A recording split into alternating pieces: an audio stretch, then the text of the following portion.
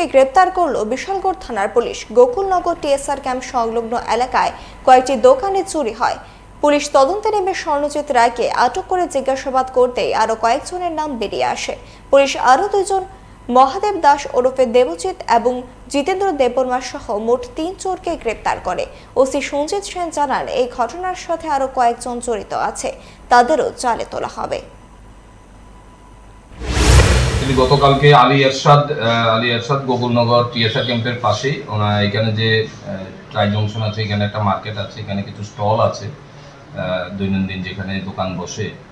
দুটো স্টলের মধ্যে 20 তারিখ রাত্রেবেলা চোর ঢুকেছিল। এখানে ছোট ছোট স্টলের মধ্যে কেউ গ্রোসারি মুদি দোকান চালায়, আর একটা টেইলারের দোকান ছিল, ওনার টেইলার মেশিন নেই, আর মুদি দোকান থেকে কিছু মুদি সামগ্রী জিনিস নেই। পাশে একটা বাড়ি থেকে একটা জলের মোটর নেই।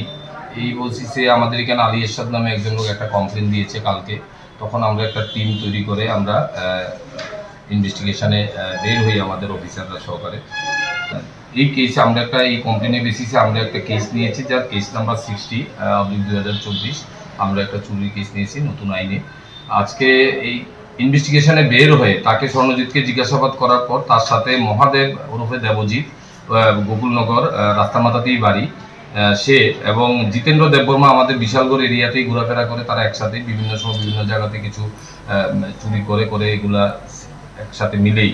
তখন আমরা 3 জনকে এখন পর্যন্ত অ্যারেস্ট করতে পেরেছি।